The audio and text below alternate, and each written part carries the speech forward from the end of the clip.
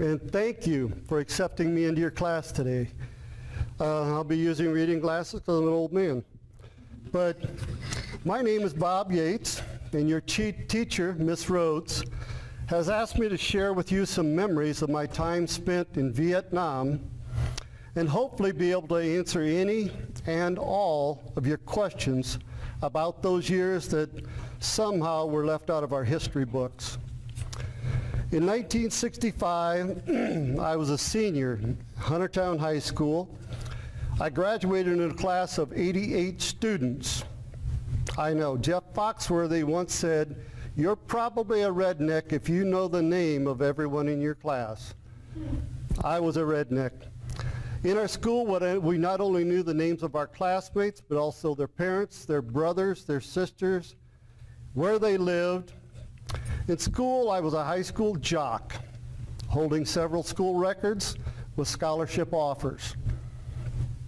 I was blessed with family, friends, and community support. 2 years later, all of that changed.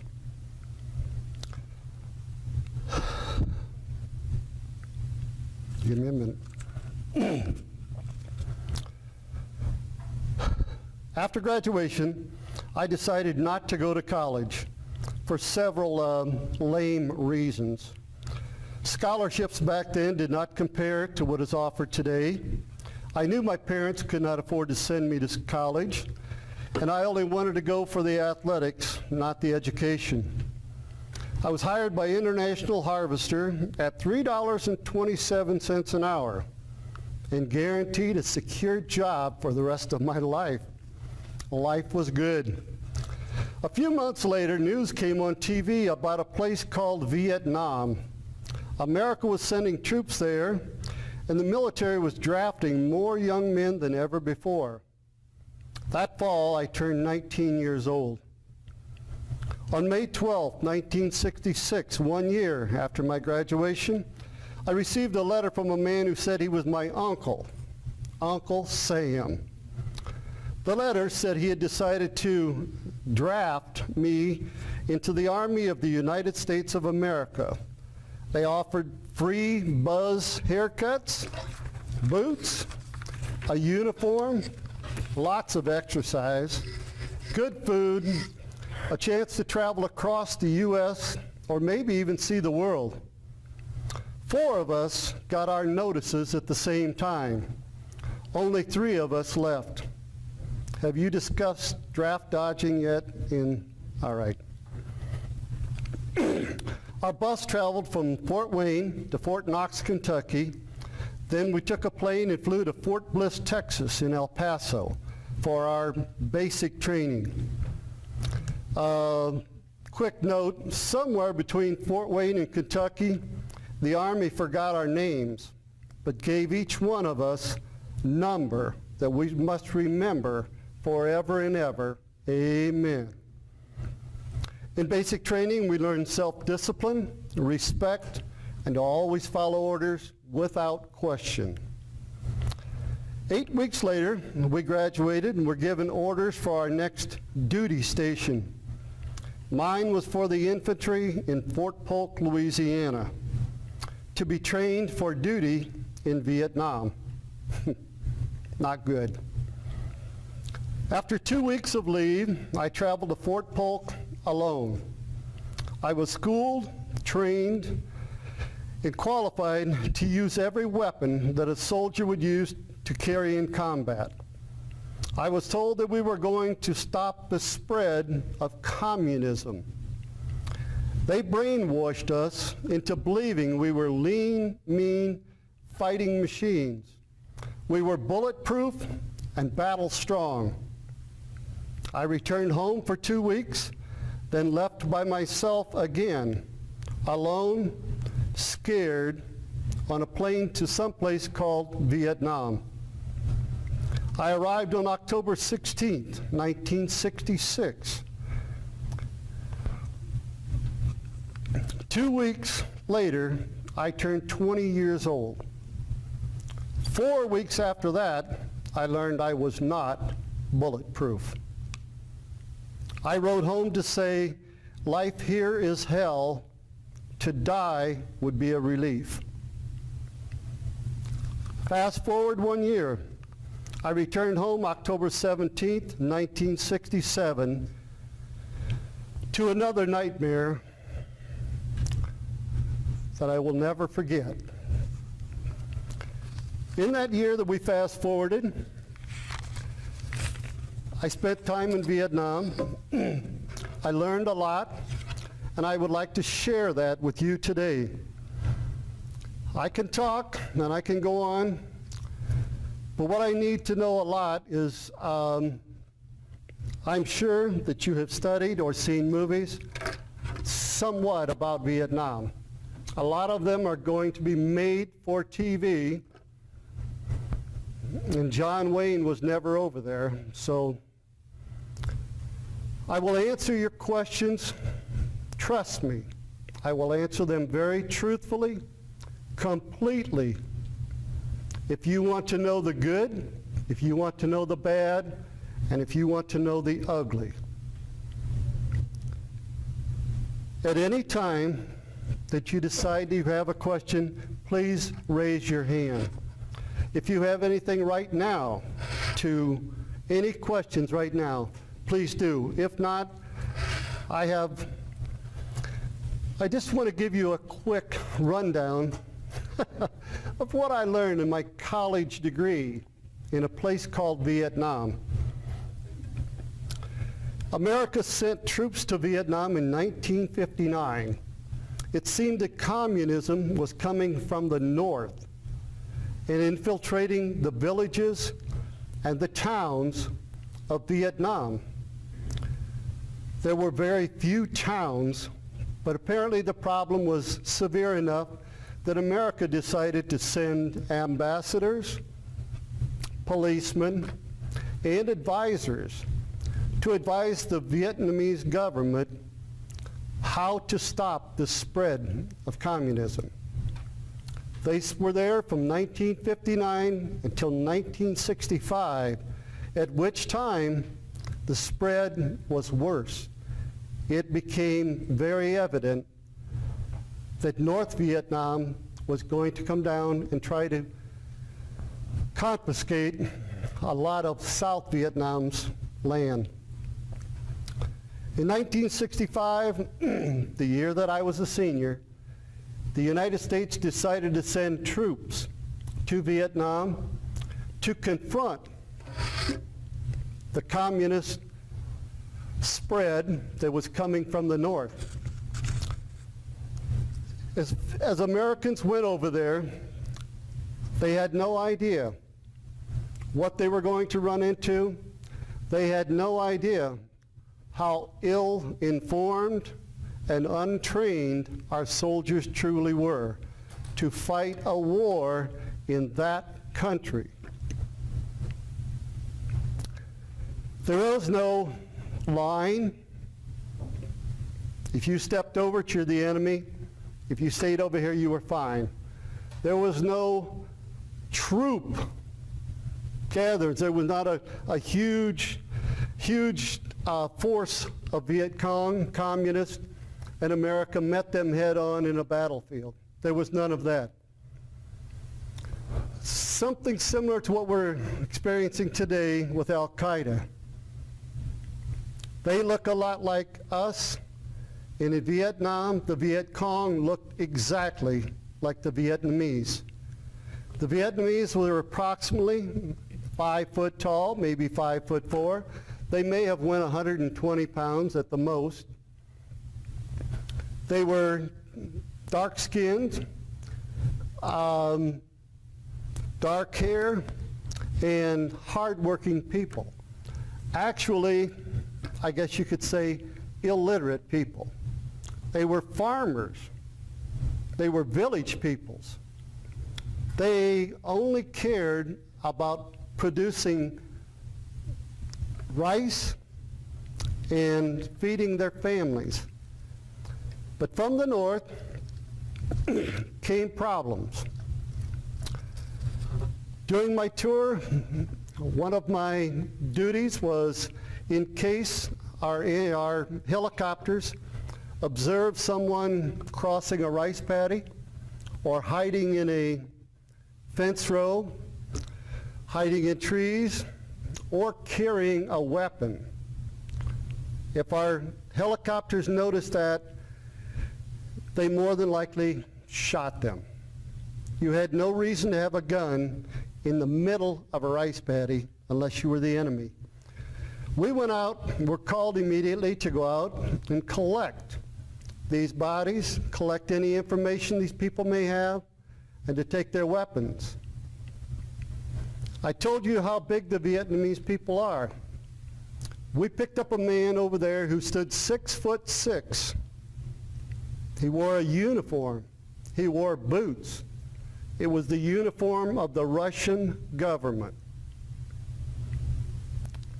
Later on, we were fortunate enough to catch another person, a little bit bigger, a little bit stockier built, different facial features, lighter colored skin. This man was Chinese. What it amounted to, and you could not tell the American people this because they would have they wouldn't have handled it very well. What America did was they entered into a war with Russia, communist Russia, and communist China, who provides so much of the firepower, the ammunition, the troops, and the knowledge to fight an army. It's similar to if this side of the room got in an argument with this side of the room, we're going to go to your table and settle our argument. It was the Americans' democratic way stopping the spread of communism. Much as is happening today in Ukraine, communist Russia is trying to spread their forces and gain more land in Ukraine. Not a whole lot different than Vietnam, except now America will not stand for it. Back then, as I said, the first troops that arrived were heavy, heavy casualties because we had no idea what we were going to do. We had no idea what we were fighting. We had no idea that these people had trenches, tunnels in the ground. They had hospitals in the ground up to 8 stories deep. We had no idea that the people that maybe offered to cut your haircut, give you a haircut, or wash your clothes. One day they were out following a water buffalo, plowing fields, harvesting rice. But as soon as nightfall came, that same person had a weapon.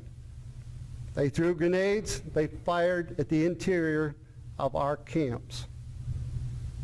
Come daylight, they're following that water buffalo again, and they're cutting your hair inside of your perimeter.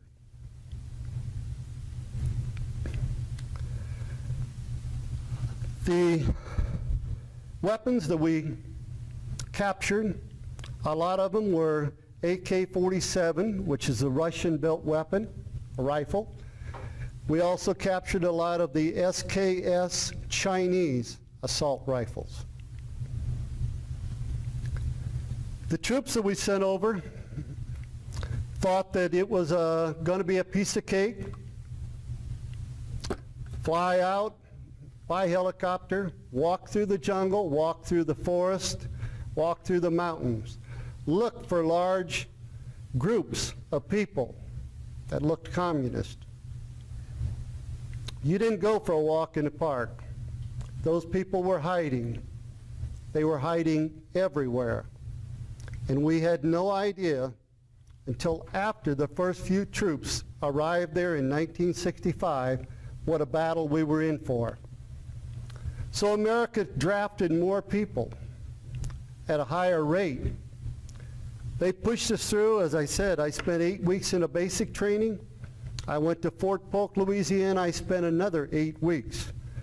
Then they sent me to Vietnam. It's a couple of years older than you are right now, and I went to Vietnam.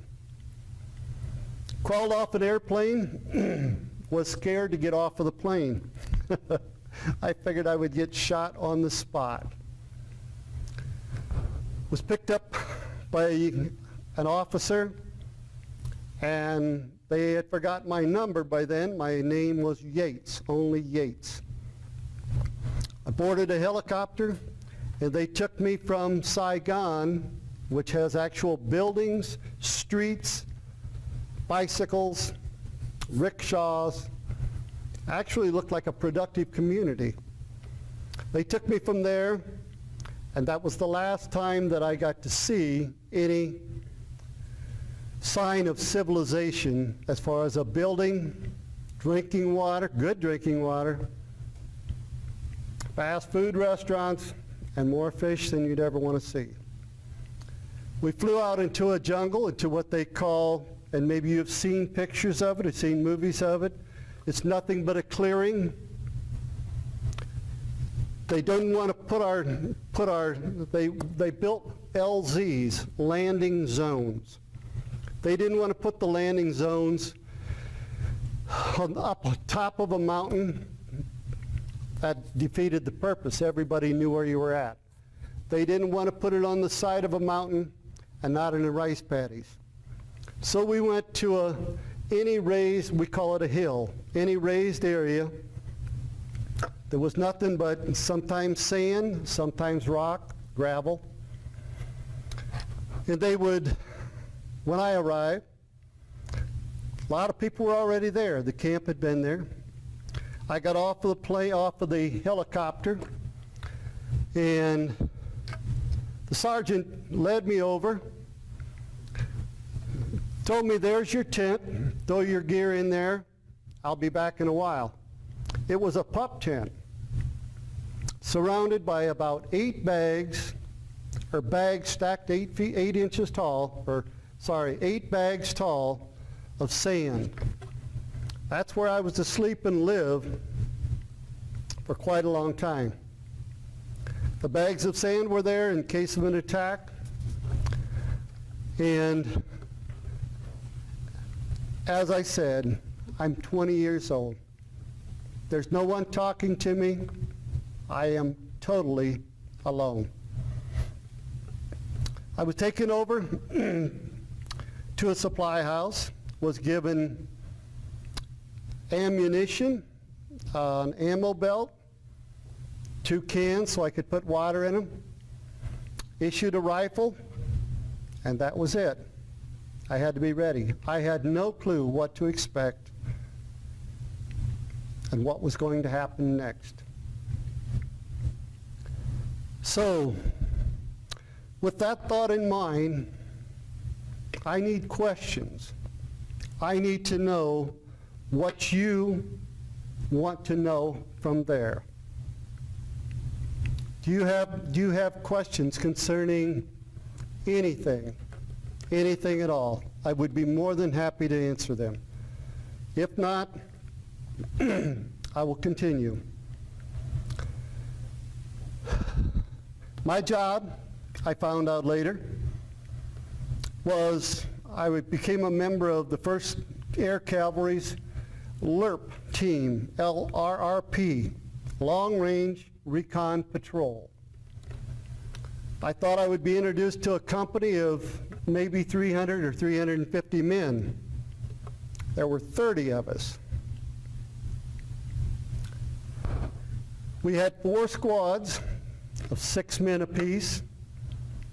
We had 4 helicopters that we traveled on, and we had 5 helicopter gunships that would escort us, watch over us as we departed the helicopter. They also watched over us as the choppers come to get us. My main job was from the air, we had helicopters, they called them observation choppers, nothing but a huge bubble, clear bubble. They flew quite a ways up in the air to avoid being shot at. If the men flying in that air bubble would notice anything different, a wisp of smoke coming up out of the jungle, if they noticed men running to avoid being seen, if they saw what they suspected to be a trail coming down out of the mountains into the villages, that's where we were sent. There were 6 of us. We would fly over the area so that we could see the trail. There was usually a village nearby at the base of the mountain. They flew us over, and this is the part that's kind of rough. The helicopters would fly over and begin just shooting at anything and everything, and usually nothing. They circled the area because that put the enemy in the holes so that they would not see what we were doing. One chopper, and let's say it was mine, would break the formation, and we went down. If they couldn't land the chopper, they threw out ropes. We rappelled down ropes. If they could get it landed, we got off. As soon as at all possible, got off. That chopper went straight back up and continued in the formation. At that point, our job was to locate the trail. 6 of us. We were probably 35 miles away from the next American camp. It took us 10 or 15 minutes just to fly out to this area. And there were 6 of us. We found the trail. We would move to an area that was possibly elephant grass. I can tell you about elephant grass later. Thorns, cactus, the thickest, nastiest area that a rabbit wouldn't even go into. That's where we went. We made our way into the area. Once we were there, we had a large radio that we could communicate with the forces, with our American forces, the rest of our troop. They all left us and they went home. At that time, you put the radio in the middle of your little area. Everyone laid down with their head up by the radio, like a wheel. 6 people. You put your rifle across your lap, you took off your gun belt and laid it at your feet. And then you laid down, and that's where you're going to be for a long time. Our job was to watch this trail, which may have been from here to the door, it could have been the back of the room, so that we could observe the trail. If people came down, and if they did, it was in the middle of the night, pitch black. If they came down, we had to try to distinguish if they were wearing uniforms. Were they wearing black pajamas? Were they barefooted? Did they have boots on? Were they carrying weapons? How many of them came down from the mountains at night? How many came back in the morning from the village? And if they came back, were they carrying anything from the village? Some nights, as scared as we were, thank God, some nights nothing happened. The next day, during daylight, we could turn the radio on, call headquarters and let them know that we had seen nothing. They informed us we needed to stay another day. During the day, you didn't get up, walk around. If you needed to go to the bathroom, you rolled over on your side and you went to the bathroom right there. If you had a bowel movement, you had a bowel movement right there beside you. You never moved. You never stood up, and you counted on your fellow combat veterans to do the same. At the end of You stayed awake for 50 minutes, and at the end of the 50 minutes, you could wake up the person next to you. That person would sit up, let you know they were awake, and it was okay. And then you could lay back down and try to catch some sleep, which was not easy. To wake a person up, you didn't want somebody who was going to snore, cough, or pass gas. You didn't want to grab a hold of them in the middle of the night and have them jump or yell. Again, you are 35 miles away from all American troops. You are alone. To wake a person up, you take a hold of a thin piece of skin, soft skin. Don't grab their arm, don't grab their hand, don't touch their neck or their chest. I always use the ear. Take hold of their ear and begin to squeeze. Squeeze harder and harder and harder and harder, then hold it. Your body suddenly tells you something's wrong, and your eyes will come open, but you will not jump.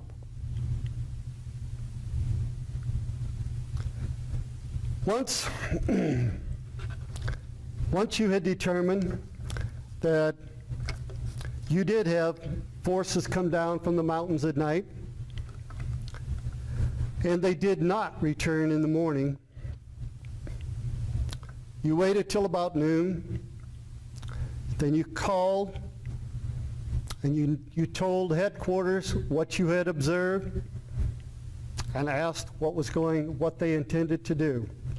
At that time, they gave us about 20 minutes to get up, make your way to the top of this hill, use your machete, clear off an area big enough so that a helicopter can land or at least get close to the ground. And the Army called in the Air Force. We could see them coming. A lot of times we weren't even done clearing a landing zone. We saw the Air Force coming. They came. It was fantastic. They dropped bombs from 3 miles away. I thought they were going to miss their target. They didn't. You could have laid a football out there and they would have hit it. It was tremendous to have the support of the Air Force, but the thing that bothered me more than anything was that I called in and I told the Army what I had observed. I literally signed a death warrant to everyone in that village. There were men there.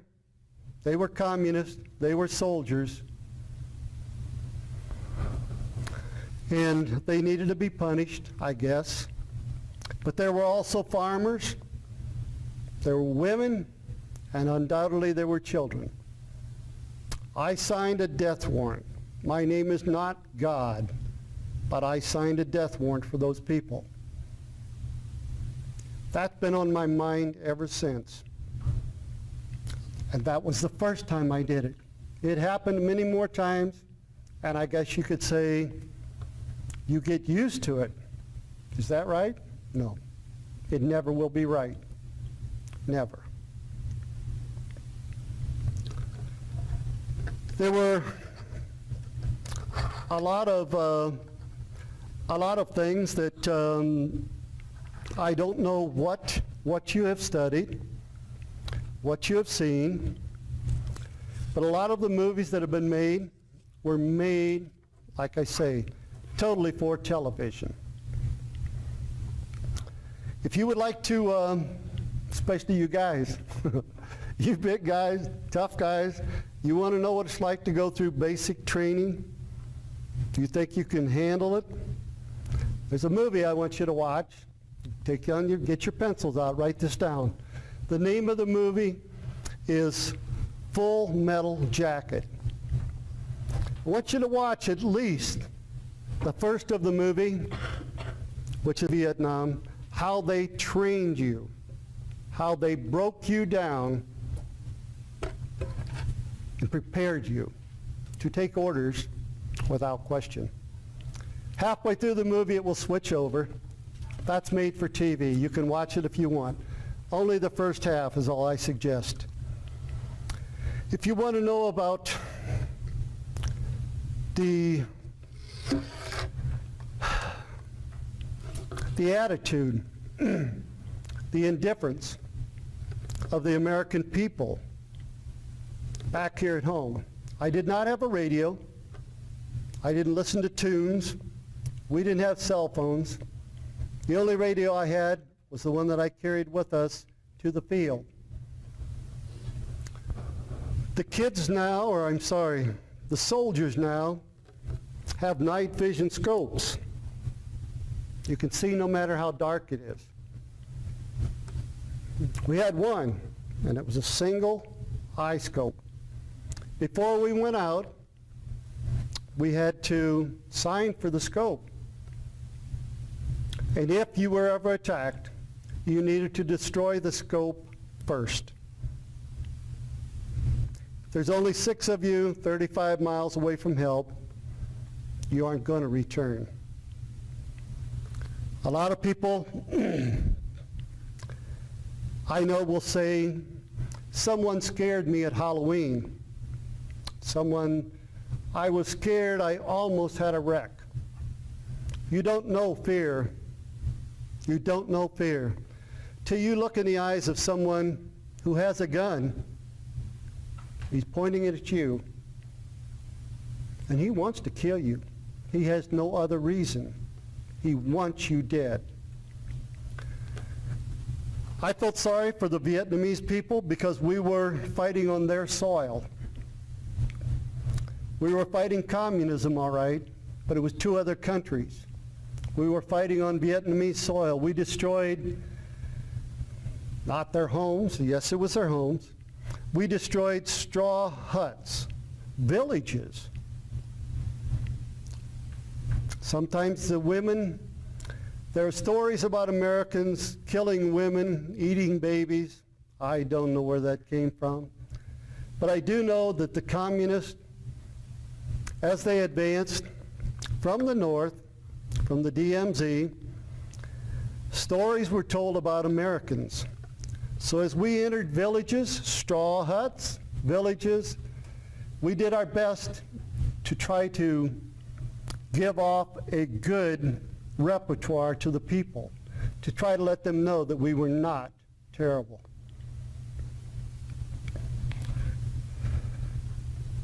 The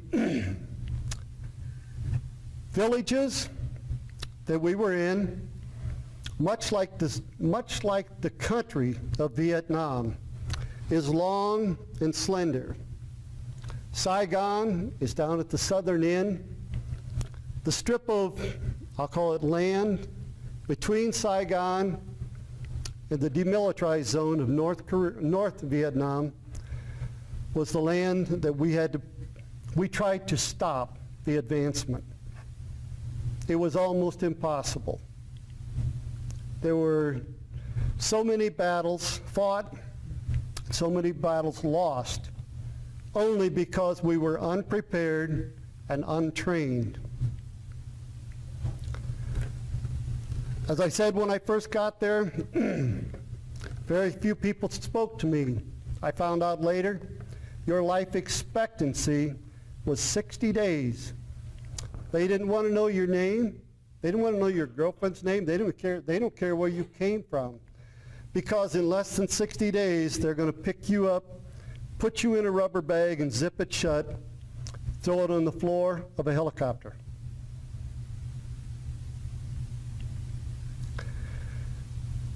The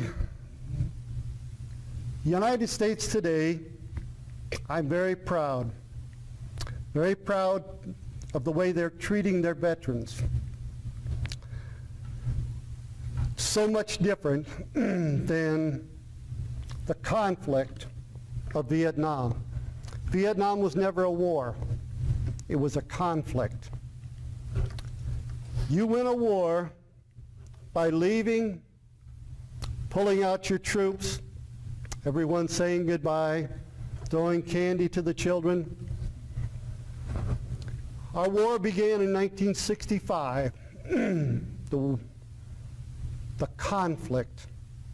The conflict ended in 1975 with the last 11 Marines being evacuated from the roof of the embassy in Saigon. They scrambled aboard a helicopter. The Vietnamese government officials were hanging to the rudders of that helicopter.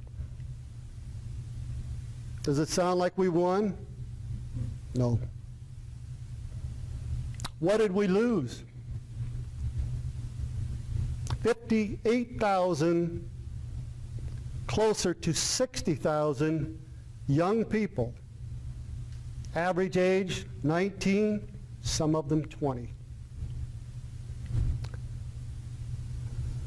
Another movie that I'd love to have you watch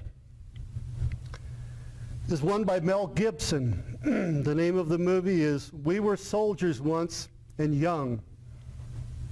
It's the first movie that I have seen that truly, truly depicts what happened in Vietnam, how naive our American people were, our American forces were, and how the government seemed to somehow downplay the fact that we were losing a lot of troops. Death notices now are delivered with the uniformed soldiers walking up to your door, sadly announcing that your son, your brother, your daughter has given their life for their country. Watch the movie, We Were Soldiers. In that movie, you'll see how the death notices were delivered from Vietnam. They were given to a taxi cab driver who drove a yellow cab. He had so many to deliver that he didn't knock on the doors. He went up, touched 2 times through the envelope, the death notice on the porch. What a nice way, huh? Those who gave their life in Vietnam, who paid the ultimate sacrifice, were brought home in a box, in the back of a cargo airplane, fit for cargo, not humans, cargo. They were unloaded and delivered to the town or the funeral home. Very little said. Very, very little. The way America is now treating our soldiers, I'm going to give you a third movie to watch. If you get the chance, teachers, the movie is about 57 minutes. If there is any way that you can show this movie to a class, to a group, please do. The movie stars Kevin Bacon. It tells of what is happening today, every day, that one of our young men pays the ultimate sacrifice overseas for us, for you, for your children. They pay the ultimate sacrifice. The movie will show you how, from the time that the soldier passes to how his body is treated, how meticulous and professional all of the people are who come in contact with the soldier. He is also given an escort that will be with him until he reaches his final resting place. The movie is short. It's direct. Make sure you have a box of Kleenex. But be proud. Be very, very proud that we are Americans. For all that we have, and for those people who are giving their all. With that thought in mind, something I want to bring up. Are there any questions? Are there any questions at all? Anything that you would like? Yes. What was the movie title? The movie title, Taking Chance. The movie is entitled Taking Chance with Kevin Bacon. Please, watch it. Watch it with your mothers and fathers. You will be proud. Yes, sir. I just want to ask you a question. I know in my class, and I think in Ms. Rose's class too, we talk a lot about how the main goal was to stop the spread of communism in the war. I was just wondering, how often did you come across Russians and Chinese fighting in Vietnam? We did not come across them as troops, no. No. We captured some, as I said, because their bodies were laying in a field and we needed to go pick them up. Yes? Yeah, I was wondering, so when you mentioned having to wake somebody up by pressing on their ear, is that something you were trained to do or something that you kind of picked up on from something else not? I was trained, but I was not trained until I reached Vietnam. Mm-hmm. I had no idea what my job would be in Vietnam. As I said, I was a jock in school, and if you read the article that we passed around, on a test in Fort Bliss, Texas, I scored very high. It was at that time that I was chosen to go to Vietnam and was trained for the job that I did. I'm very proud to be a veteran. I feel that I fought for you kids, even your teachers. I don't think anyone in this room was even born at the time that I went to conflict. But the thing that I want to stress right now is, will you kids do something for me, please? I've had a rough time. Several years went by. This uniform was put in a closet. The uniform is 47 years old. These medals set in a box.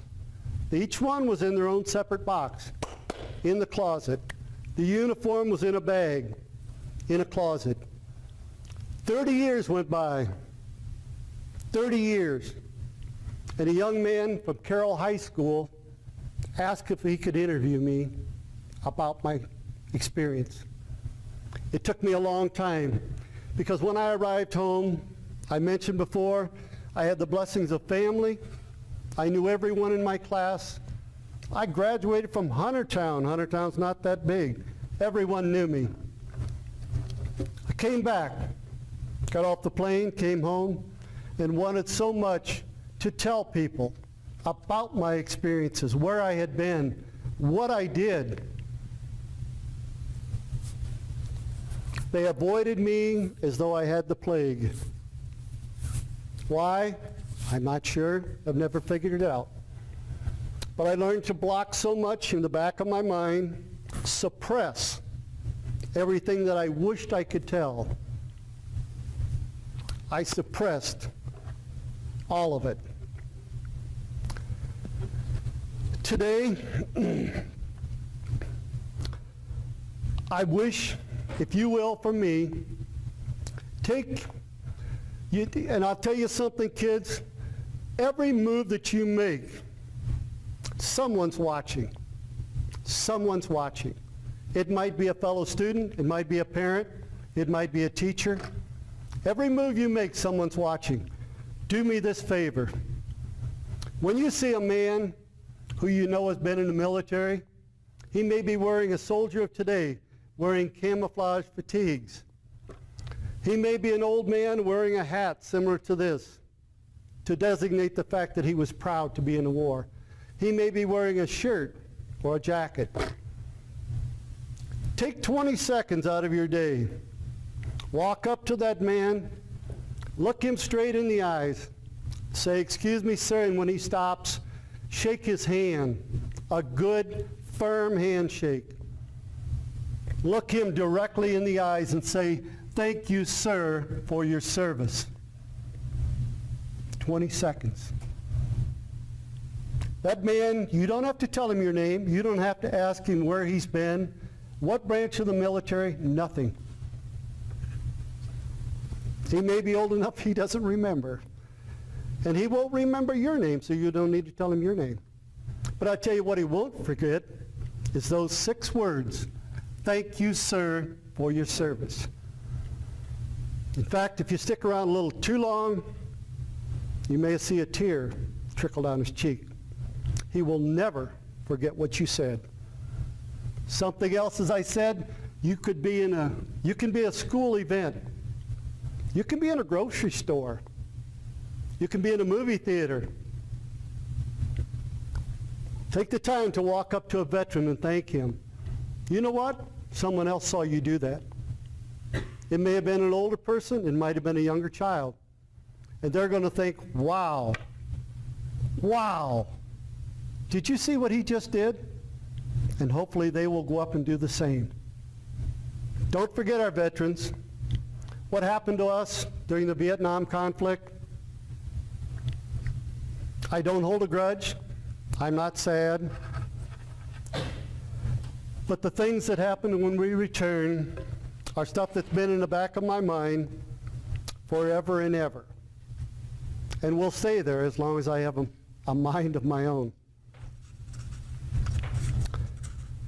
Today, more than anything, as I said, the pictures that I passed around, and I have a wall at home that after 30-some years, I finally took this stuff out of the closet and display it on a wall in my home. Not for everyone, in my home. Took me a long time to be able to talk to students, to anyone else about what I did. But today, I want to thank you, all of you. You have no idea what it means to have your attention. I wish you had more questions. But you've given me time, you have given me, how do I say it? You have given me freedom of speech so that I can relay to you things that have been suppressed in the back of my mind forever. Now I can finally tell people, and they won't judge me for what I was asked to do. I'm very proud to be a veteran. I'm very proud to have served in the armed forces.